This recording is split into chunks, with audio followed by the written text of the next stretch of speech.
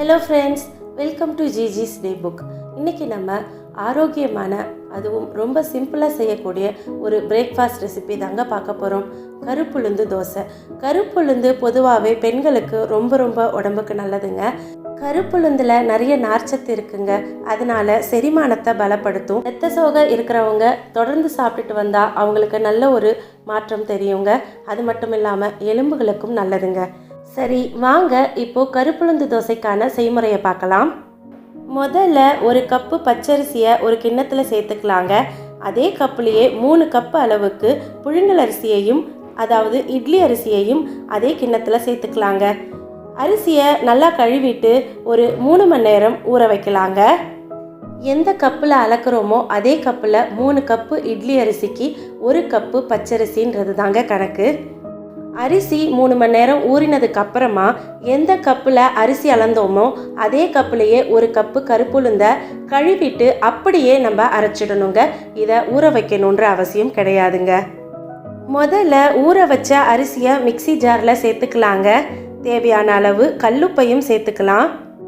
அரிசியை ரொம்ப நைஸாக அரைக்காமல் கொஞ்சம் மணல் பதத்துக்கு அரைச்சிக்கலாங்க.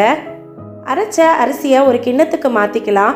இப்போது கழுவி வச்சிருக்கிற உளுத்தம்பருப்பையும் சேர்த்து எவ்வளோ நல்லா நைஸாக அரைக்க முடியுமோ அவ்வளோக்கு நல்லா நைஸாக அரைச்சிக்கலாங்க. அரைச்ச உளுந்து மாவையும் கிண்ணத்தில் மாற்றிக்கலாங்க. எல்லாத்தையும் நல்லா கலந்து விட்டுக்கலாம். அவ்வளோதாங்க. அரைச்ச இந்த மாவை ஒரு 8 மணி நேரம் புளிக்க வைக்கலாங்க.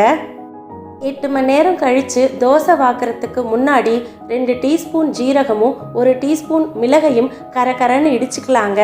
ரொம்ப நைஸாக இடிச்சிடாதீங்க. கொஞ்சம் கரகரன்னு இடித்தாதான் தோசை சாப்பிடும்போது வாயில் கடிப்படும். அப்போ சாப்பிட்றதுக்கு நல்லா இருக்குங்க. இப்போது 1 டேபிள் ஸ்பூன் அளவுக்கு தாளிப்பு கரண்டியில் நெய்யை சேர்த்துக்கலாம். இந்த இடித்த மிளகு சீரகத்தையும் சேர்த்து நல்லா வறுத்துக்கலாங்க. வாசனை வர வரைக்கும் வறுத்தாலே போதுங்க. வறுத்த இந்த மிளகு சீரகத்தை அப்படியே சூட்டோட நம்ம மாவில் சேர்த்து கலந்துக்கலாங்க. மாவு எவ்வளோ நல்லா பொங்கியிருக்குன்னு பார்த்தீங்களா? அவ்வளோதாங்க. மாவில் சேர்த்து நல்லா கலந்துட்டு நல்லா மொத்தமாக ஊத்தாப்பம் மாதிரி தோசையை வாக்கணுங்க. இது சன்னமாக ஊற்றினா நல்லா இருக்காதுங்க.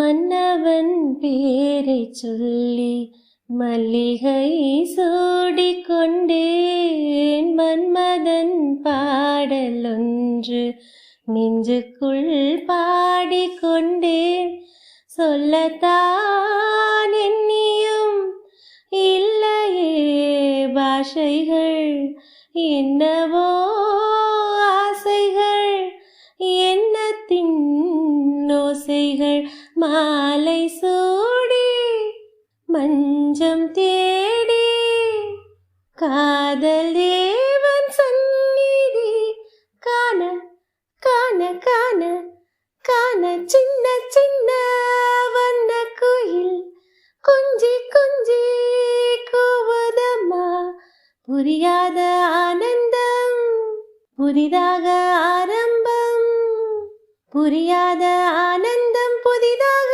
ஆரம்பம், பூத்தாடும் தேன் மொட்டு நானா நானா, சின்ன சின்ன வண்ண கோயில் கொஞ்சி கொஞ்சி